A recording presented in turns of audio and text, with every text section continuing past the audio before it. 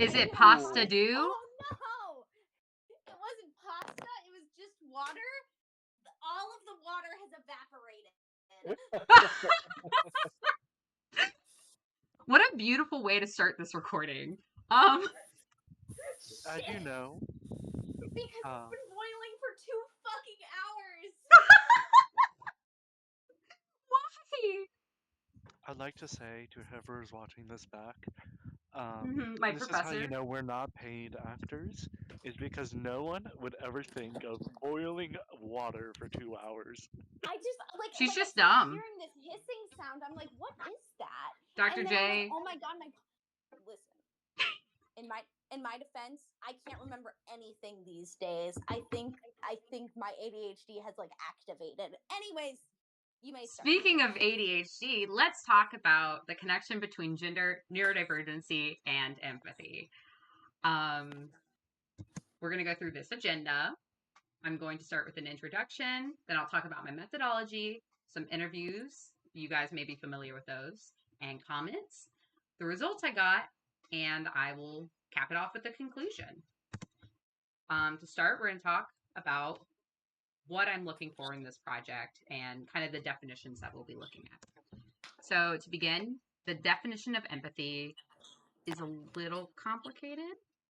I was able to find 2 definitions: the ability to understand and share the feelings of another, or the ability to accurately identify another person's mental state and respond to it with the appropriate emotions of one's own. Because there are a few different types of empathy.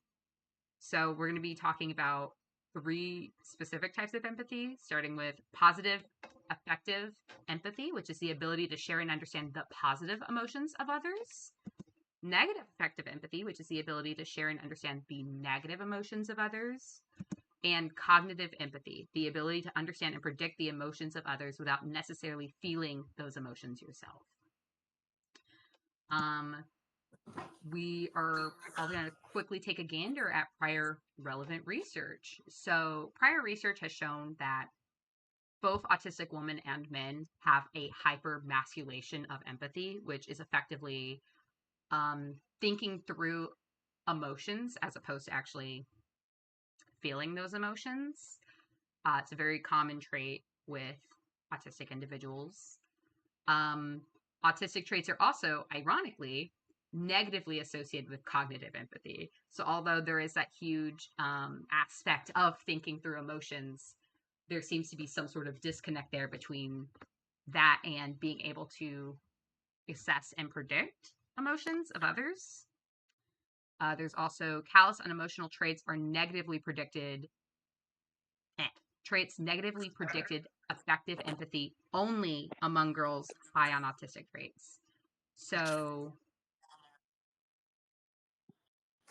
negatively predicted them. So essentially what that means is that those traits were only, sorry. Oh my God, I'm shaking. You got this. You're doing Thank great. you. I'm trying really hard. We can tell. It shows. You're doing great.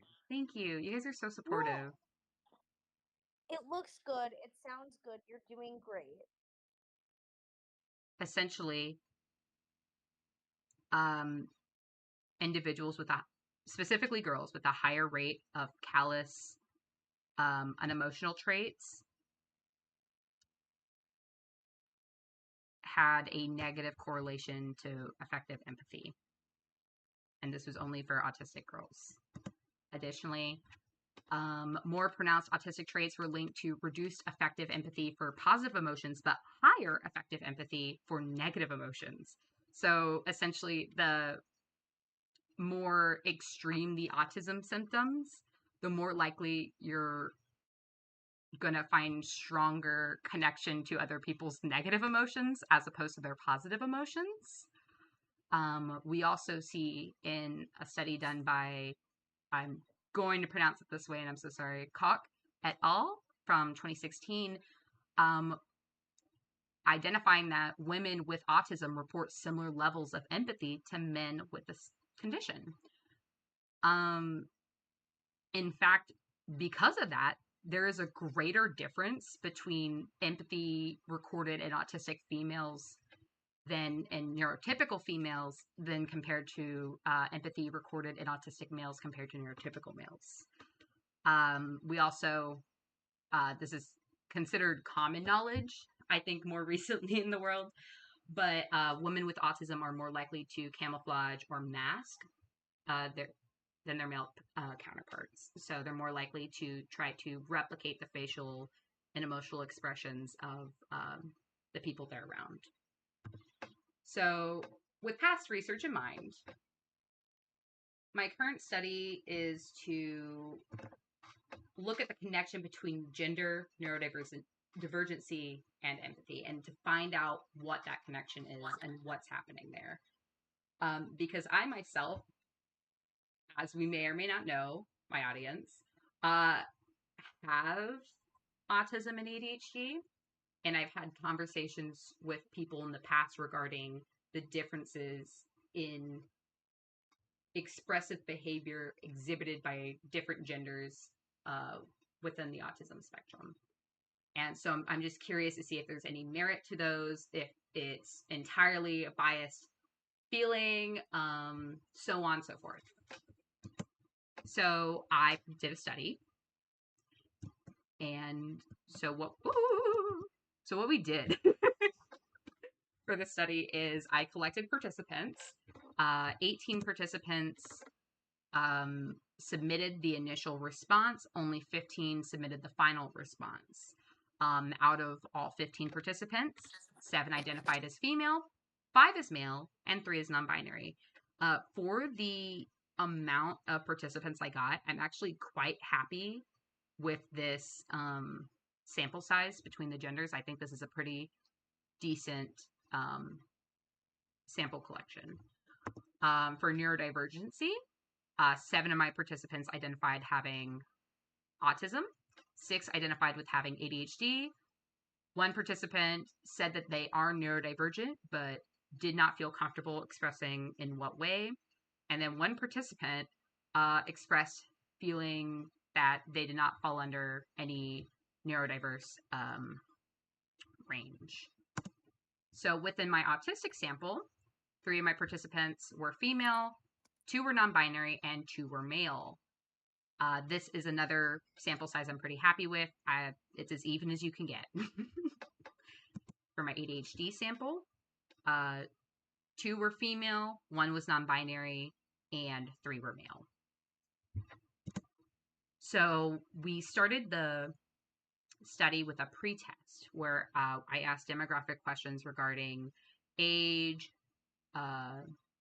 race, gender, et cetera, and then I had participants answer questions regarding their perception of empathy as a whole, as well as how empathetic of a person they believe themselves to be. So there was the question, do you believe yourself to be an empathetic person? Rate yourself on a scale of 1, not empathetic, to 10, extremely empathetic. There was also, I had participants define empathy to the best of their abilities and to provide examples. So for the empathy defined section of the pretest, the most mentioned examples were when someone experiences a loss and somebody comforts them, listening to a friend when they need someone to talk to, and being upset at seeing someone else cry. First things first that I would like to address is the fact, taking into consideration the discussion earlier regarding empathy, all these mentioned examples are an example of negative affective empathy, which lines up being that my collection sample was neurodivergent individuals. Some notable other mentions that I really want to bring up. Men fighting for women's rights. I think that one's a really interesting example. 1 participant provided personal examples of times they showed empathy to others. I thought that was really great, and that participant actually ended up scoring the highest out of all my participants. So I think that's particularly interesting. Bringing a person who is going through a hard time and give me an exam. So I included this because I have no idea what that means, and I want everyone to know about it because I don't know what it means, and I would like someone to tell me what it means. You can try. I don't know. um, if someone is hurt and you hurt for them, the question mark was included in the submission. And then this fantastic one here, Abraham Lincoln comforts JFK regarding his assassination and tried to help him come to grips with his arrival to the afterlife. What? What happened? Tell me why I'm related to the last two. Anyways, moving on. The empathy quote in itself is the most frequently used and most validated self-reporting questionnaire for measuring empathy in individuals with autism. It measures cognitive empathy, emotional empathy, and social skills. So emotional empathy is going to be the umbrella term for what is negative affective empathy and positive affective empathy. The EQ is a 60-question forced answer Likert scale questionnaire. So there is no neutral option. Participants are forced to either, at the very least, slightly agree or slightly disagree. Then the post-test, participants report the score they received on the EQ and add any comments they may have had about their score and why it turned out that way. So notable mentions of comments left was, sometimes I'm just not a nice person on purpose. Someone said, I think I'm just better at one-on-one empathy, but being in a group makes it harder for me. Making a joke for a group is a lot different than making a joke for one person. I'm fairly certain that other parts of myself severely affected my score, primarily my moderate social anxiety. It is not that I do not feel for others, I'm just nervous. Someone said, about right, I guess. And then someone that everyone within this call will know commented, all caps, I do not know, man. I am a business major. The number means like nothing to me. Anyways, going on to talk about my interviews. So throughout the test, I interviewed a total of 6 participants. So a little less than half. And I got a lot of information out of them, a lot of repeated information out of them. More specifically, my autistic participants were, in particular, very upset with the EQ. They felt that it was unfair and incorrect, and that it didn't accurately measure their empathy. More specifically, though, my female autistic participants were the most offended by their results.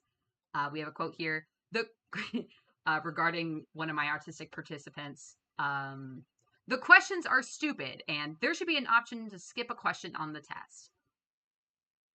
Those are 2 separate people who left that. One participant referred to another autistic male participant and insisted she was more empathetic than him despite their scores. That doesn't make sense logically. Logically, I don't believe that. Another autistic female participant also compared her score to men in her life, saying that I should also test them because she was sure that she would score higher than they would. I would like to note that I've since had many conversations with both of these participants. The latter participant I had a discussion with as I was completing this portion of the presentation, and once again insisted that many of the men in her life would score much lower than her, and didn't believe that one of the men who did participate in my survey did score the score that they scored as, and claimed that they lied, which is interesting. So I have here a couple examples of my interviewees. I included their definition of empathy and what examples they provided. One autistic non-binary participant. The comment that I was able to get that still exists within my notes was that they feel that their parents encourage school over interacting with peers and believe that that may have affected their score. It is to note that this participant had the most accurate estimate. Rounding up, they actually correctly guessed their score. This participant also scored the lowest, but it's still very interesting to me, the accuracy and the honesty behind it all. So I would like to shout out to them. They also had a pretty accurate description of empathy, and they did answer their examples out loud, and they did correlate to the 3 major examples that were expressed by most of my participants. An autistic male participant also scored relatively close to what he guessed. He felt that his gender did not have an impact on his empathy. Otherwise, he was not receptive to being interviewed, so the interview was a little shorter. He also had a reasonably accurate definition of empathy. One autistic female of my participants admitted that as a child, her parents were concerned that she may not have empathy, but she claims that she did and that it was hard for her to express it, which is a very interesting point that I will get into later with my conclusion and tying in the research that we did. She was one of my participants who was surprised by her score. She also provided a very similar, accurate definition of empathy, and I believe is my only participant who included a mention of positive affective empathy, which is also rather fascinating. I forgot to take notes on this one, but he was also surprised by his score. And we were all concerned about question 18, is all I'm going to say there. Oh, no, this participant also included a positive affective empathy. This participant also included mirroring, which is interesting because that is reflective of camouflaging, as discussed, that female autistic participants exhibit. This participant was my oldest participant, and she feels that her empathy varies depending on the person she is with. If it's family and friends, she's much more empathetic than if it was with a stranger. And she feels that her trauma that she experienced throughout her life has affected her score, and that she was much more empathetic as a child and is curious on the age differences with empathy. I did also have a conversation with her mother, who supported the notion that, 1, that this participant has lived a traumatic life, and 2, that this participant was much more empathetic as a child. Moving on. This participant was the one with the absolute most insane examples of empathy. We also have an example here from Dexter, from the TV series Dexter, just to kind of throw that at you. But this participant also feels that their level of empathy is dependent on who they are around, and he feels that his answers would change depending on who he is with. With that in mind, we're going to look at the results. So right here we have a collective mean score comparison with all the primary categories that we're looking at. So left to right, non-binary, identify as male, identify as female, assigned male at birth, assigned female at birth, autistic individuals, ADHD individuals, my participant that said none, and then my participant that said yes but did not indicate. Right here is about where the average empathy range is according to the empathy quotient. It ranges from within the 100 range, 41 to 65.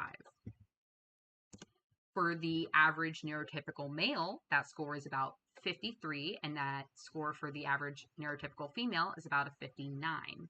So right here we see all of these scores compared to this baseline here.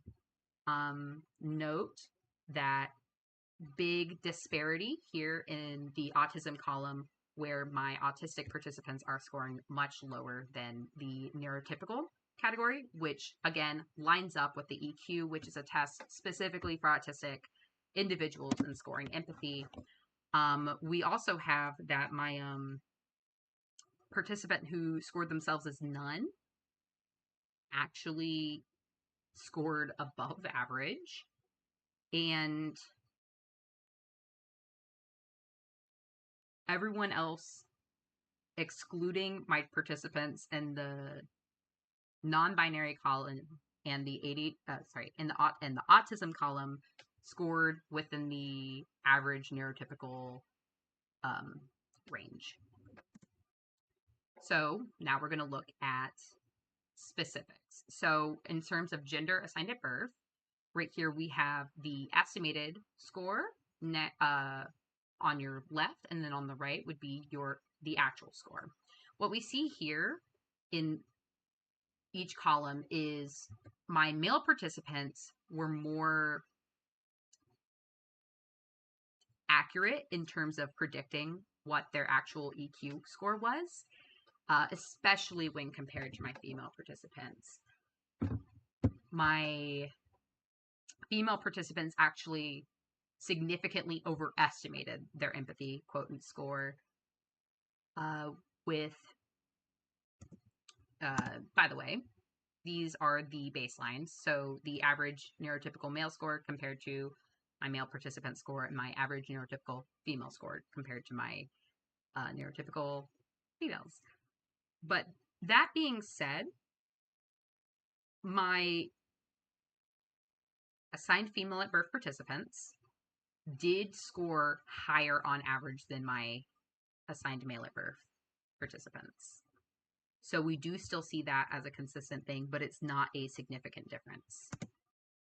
Moving on, we have identified gender with our estimated EQ score on the left and our actual EQ on the right.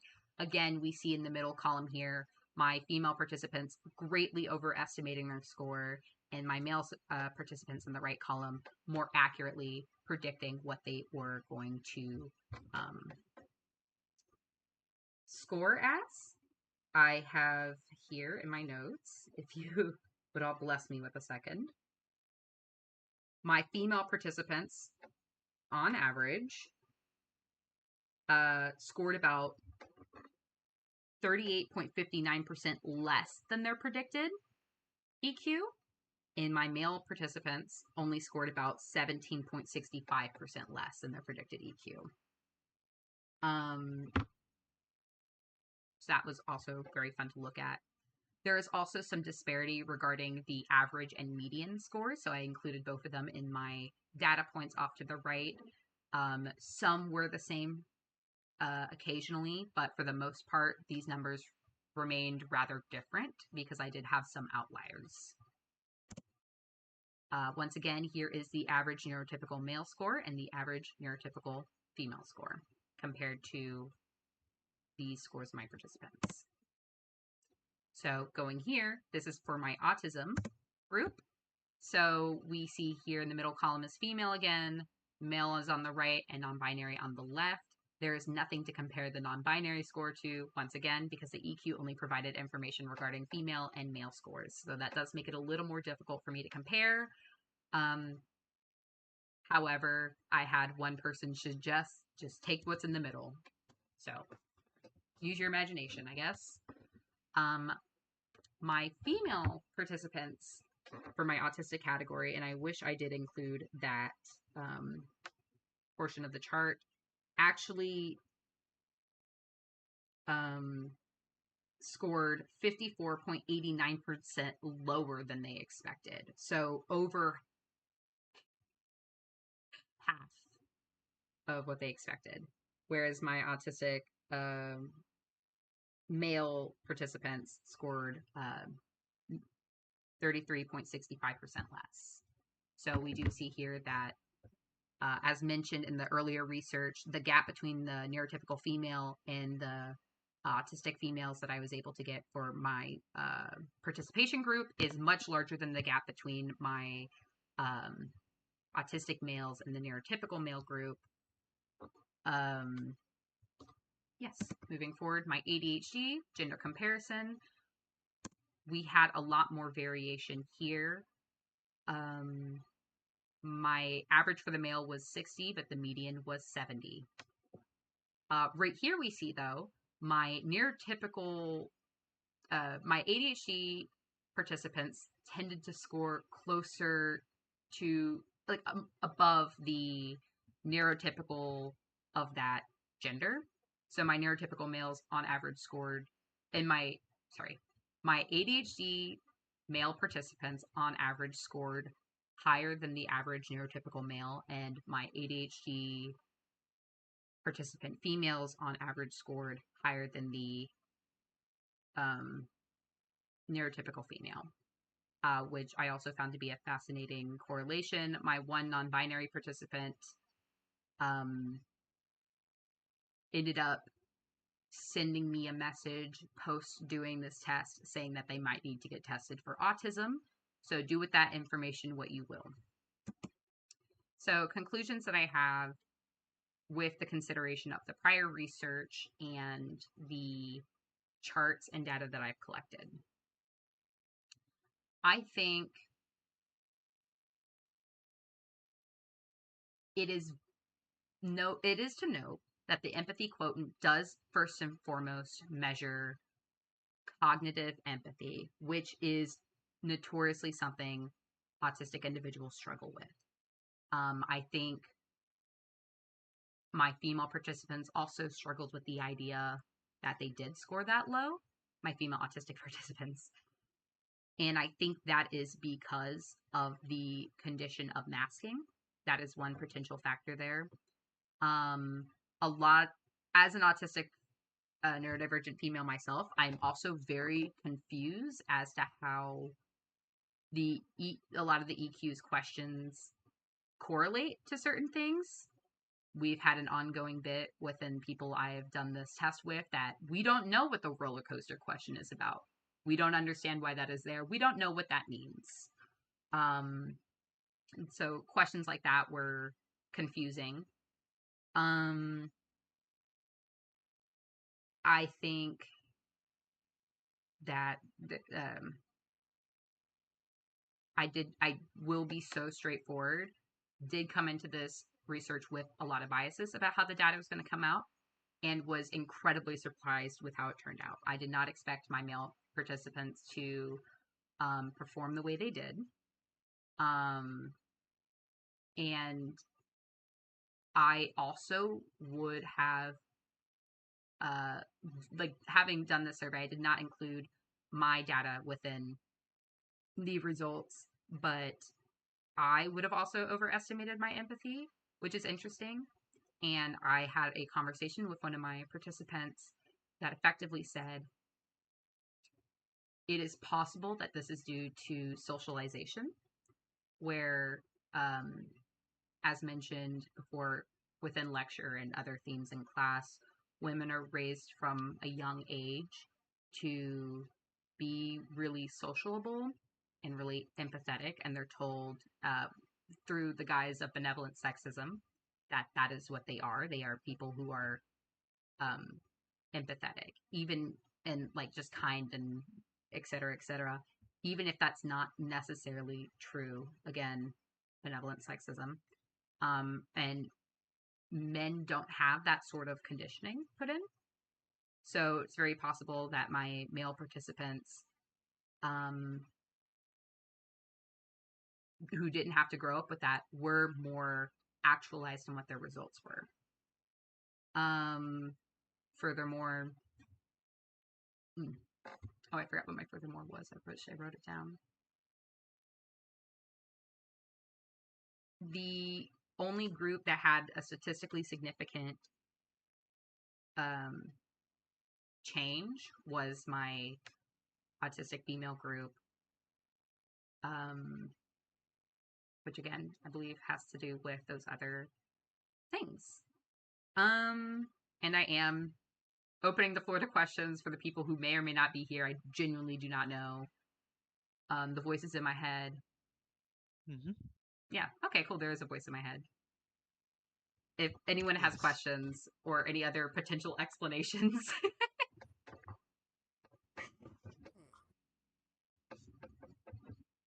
But other than that, these are my references. Yay, references. Yay. Yeah. Boop. Yeah. we couldn't see the slides the whole time. Sorry. Oh, but you would have loved my charts. I have so many good I charts. know, we want to see the I chart. desperately wanted to See, see the chart. they said that. I brought up the point that you could. Up. Oh yeah, let's go talk about the weather. I was thinking about it, and Would you And if I restate the topic if I you're get sad discussing? about this, you're gonna have to deal with the fact that you're gonna record me being sad. That's all. Anyways, I think it's for me personally, it's like a twofold thing. One, it makes me feel like I have failed, as a woman in You general. failed as a woman? Yeah. How so? Well, the idea that women are supposed to be empathetic and caring and like all that sort of stuff. And it makes me feel like I'm not that and that I have failed. So there's that. That's number one. Number two, I do feel empathy. I know I do. It is frustrating for me, especially as an autistic person, when people don't understand what I'm talking about, when people don't believe me. Because why would I lie? Why would I lie? I don't understand. Mm-hmm. Oh, and also, due to recent events that I'm sure we are all aware of, I am more sensitive to being called a bad person right now.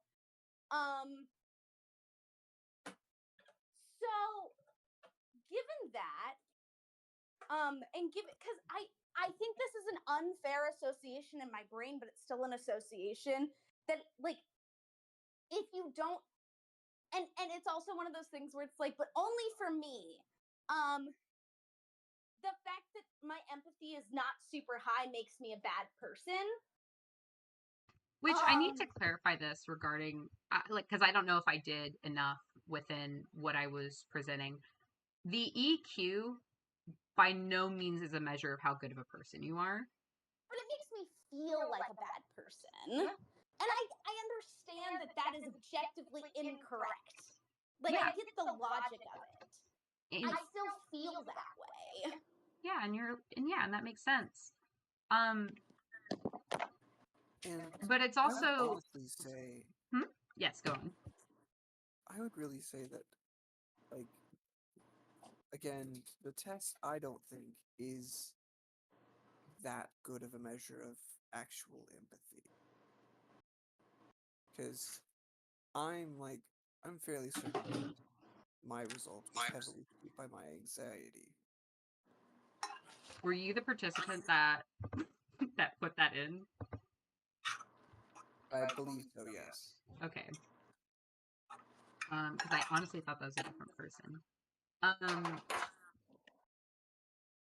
It again is what the EQ measures is also how you are in social situations, which is part of the reason why autistic individuals score so lowly on it. Yeah. So if you do, fun fact, have an anxiety disorder, that is considered neurodivergency within pretty much any factor of the way. So yes, your score will be impacted by that because you are neurodivergent. It just makes me awkward. As Mar was like, as I was saying to Mar, it's no, your empathy score is no gauge of how good or bad you are as a person. It's just your ability to understand others. Oh, I'm not concerned about my morality. I'm just saying the way I behave is not necessarily the way that I feel. Mm-hmm.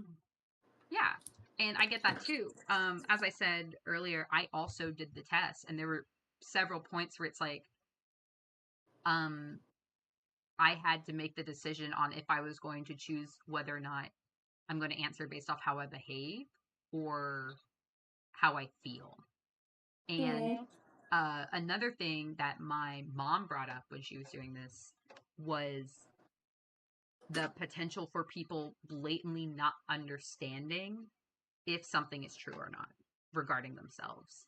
So you can think you will know anytime someone wants to enter a conversation, but that might not be true. Yeah. I think that is another thing to consider in terms of validity of the EQ. I think part of my thing, because I'm like, I have empathy. I know I do. I've experienced it. I can think of specific times where I experienced it.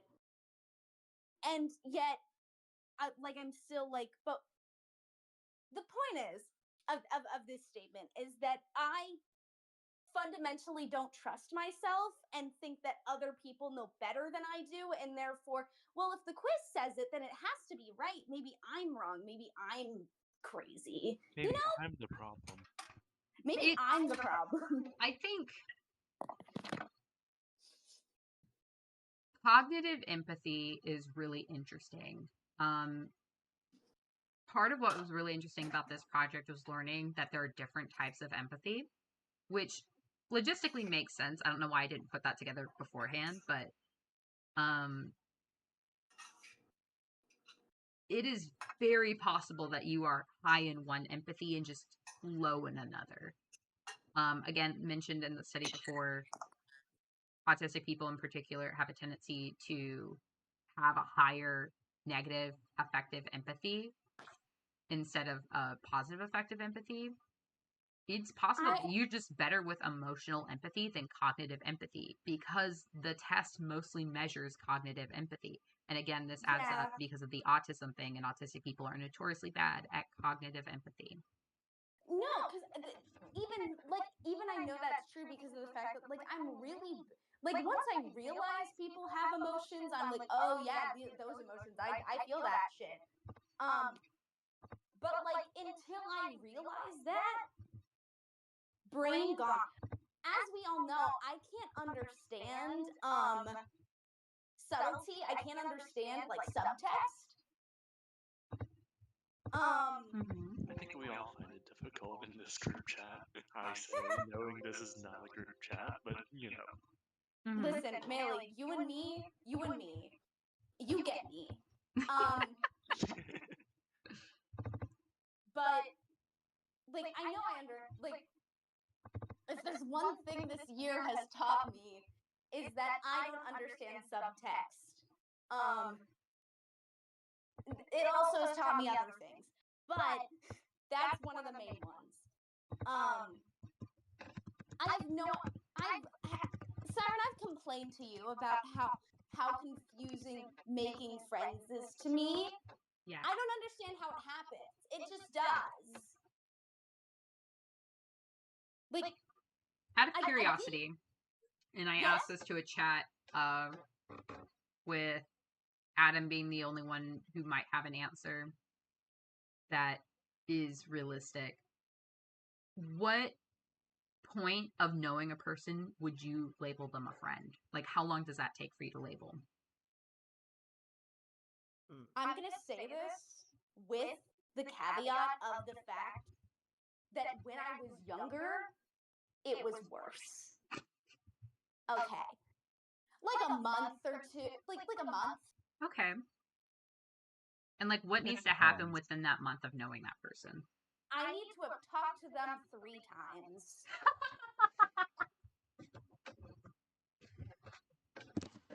Okay. I understand that this is not most people's level of friendship, but I care for people so much. I want to hold everyone's hands because I love everyone. Everyone's great. The animal inside of me fighting the urge to just D&D. Because I'm still recording this for a school project. Did you know I also relate to Surfy? Were you aware of this? Mar, do we both have weird... Whatever, we can't talk about this. It's my school project still. Yeah, this is school project stuff. Can't D&D brain rot to my professor being like, Dr. J, I need to tell you about my sad little girl. We'll talk about this later. We'll talk about this later. Yeah, my response to that, how long would it take to make a friend? Yeah. Solidly, I would say there's absolutely no amount of set time. There have been people that I've met and spent an hour or two talking to them, and I was like, yep, we're friends now. and we went and we got ice cream later. And then a few weeks later, we didn't talk. And there's other people that, I like, so, like I knew you, Siren, in freshman and sophomore year, but I wasn't really ever like super close with you until I don't know, like senior year ish, when we really became like good. Like I think I thought of you like as a friend at some point in there, but it became like we like were solidly friends in senior year. Yeah. And we just kind of spent so much time that I'm not really sure when that happened, you know? Yeah. And I haven't even really known Mar all that long. But We actually just probably hit our year-long friend anniversary on Discord. Aw, Yeah. happy friendiversary to you Yeah. two. Indeed, and we haven't even actually been friend. We haven't actually like talked to each other all that long. It's been just a couple of months, I think, but probably solidly you're one of my closest friends at this point. You're one of my closest friends. Guys, you are Aw, all that's some of sweet. my closest friends. I think you So- could actually everyone here, if James was also here, this would also apply to him, are my closest friends. Yeah. Yeah, solidly. You guys are my but- closest friends, and you need to live closer to me. That's all. You need to move closer to You should us come- because Adam's gonna come back Yeah. down here. That means it's your job to come down here now. I Or, can't hear me out. to Dallas. Hear me out. Hear me out. We all moved to Colorado. Okay, I'm on board. We I'm all hearing you out. Colorado. That's it. And you know what, Adam? I'm yeah. gonna graduate next week. Oh God, next week. I'm gonna graduate next week, so that means we're getting closer to self-actualization with that. We're getting We there. can become Anyways, Colorado. to summarize what I was saying, friendship isn't something you can like plot out on a calendar Okay. in any way, shape, or form. It's something that happens naturally as you get to know a person. Fascinating. I It entirely depends on how open you are with each other and, just how well you get along. Because there's some people, that it's like, I've had really good vibes with them, but we could never be friends. Just because they wouldn't open up to me, or because just we never had any chance to talk to each other, or any number of reasons. mhm. For me, I'm also of the stance that I can be friends with everyone if they'll let me, and I would very much like to do that. But I just have to mention it. Surfing. maybe the real friends are the surfies we became along the way. But for me, my definition basically is connected to, am I hanging out with this person and talking to this person outside of the setting that we met in? So like if I met a person in class, am I hanging out with this person outside the class, or am I just kind of chatting with this person while we're in class? So yeah, like that's kind of my definition. And I guess like how frequently am I doing it? Because if I do it once, maybe we're just like chilling. But if I do it like a couple of times, we're vibing. And there's a difference. see, but in my opinion, I would say that, remember how like in high school there was a couple of like college classes I had where I would end up working closely with one person or another, and like you'd see me with them every once in a while, and then the next semester you'd never see them again. I would consider those people my friends. Like I got pretty close to some of those people, and I do not remember their names at all. Fascinating, because I just can't relate to that. Like there's people that I am friendly with. I find it very difficult to not be friendly with most, if not everyone I meet. But like I think friendship is a very sacred thing to me, and that's part of why my brain is the way that it is, where it's like there's a very specific criteria. Like I think Sorry, you can go. Yeah, like Adam, I thought of you as just like an acquaintance until senior year. Like you're just like some guy I knew that was really nice to me. Well, And well, actually, you know what? Sophomore year, I think I decided you were my friend. that's good. Yeah, I think that's when we really got to kind of Yeah, started because hanging yeah. out more, Oh, especially with the whole that reminds me of Robin something thing. really interesting I want to tell you that I had a conversation about, but I'm not going to do it while I'm recording. Yeah, make a note about that. Yeah, Don't someone forget. write. I'll write it down. I But don't know if you read it, Maylee, but I don't think I really knew you existed, and I say that with so much love. You're a cryptid, and I love you for it. I don't think I knew you really existed until junior year, and it's even funnier knowing that we went to middle school together. Um, and I did yearbook. I don't blame you. um, I was the definition, like the actual adolescent psychology definition is I was a controversial adolescent. Um, I'm just a controversy. That being said, We Mar, need a little because of controversy. how we met, it took me a lot quicker of a time to declare you as a friend. I I also think think this part makes of that has logical to do with sense. how frequently we talk to each other. God, we were on call like every night. It for, was like, really, it was COVID. That's how COVID was. what a time. What a horrible time to be alive. I'd do it again in a heartbeat. I was I laying gotta on the say, floor for one most thing of it. about the I don't pandemic remember it at that all. I enjoy was that I got to be friends with all of you. Aww. Oh yeah, that's what I was gonna say. Because the Sweet. pandemic is ironically what brought me to Mar, and then me also to Melee for some reason. Because we started doing D&D, and I think I mentioned it in Mr. McGoldrick's chat. Because I think it was my idea to do. Because Yeah, I was you like, wanted to I have love an evil moment, and then your evil moment never really eviled. But that's okay. Because I can't.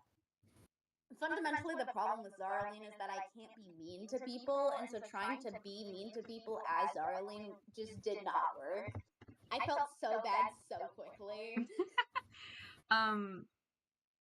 But yeah, real quick, does anyone have any other comments that they would like to share regarding maybe their experience taking the EQ, their perception of empathy, um, life experience, et cetera, before I conclude this? I've spent a I'm lot okay. of time. Oh, go ahead. No, I was saying I think I'm okay. Sorry. I've spent a lot of time thinking about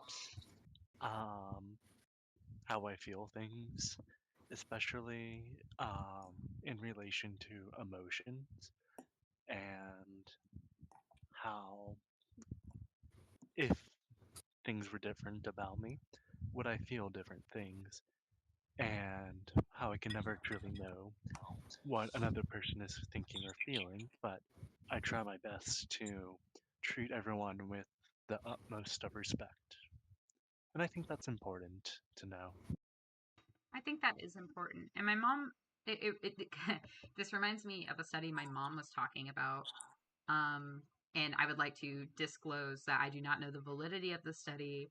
I don't know anything about it other than my mom was talking about it, and I don't know how reliable her sources are.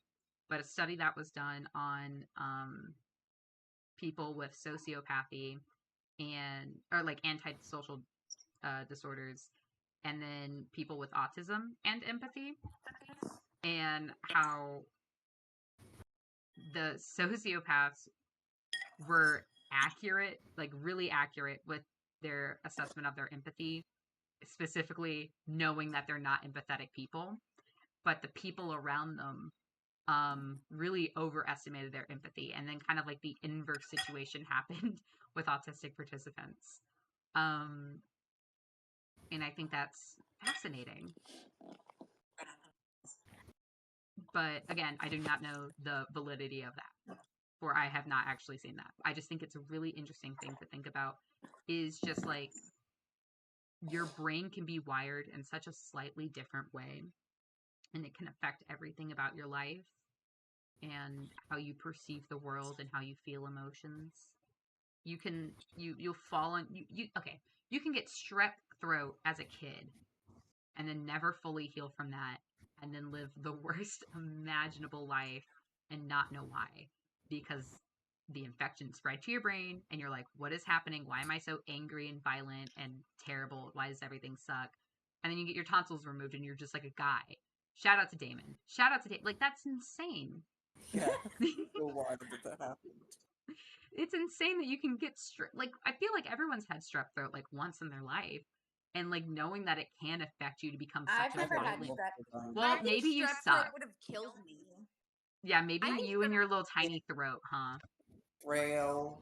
Mars frail. Frail. I told you how Aaron almost died of Weak. the croup, right? Weak. Yes, you did. That's why I called your throat tiny.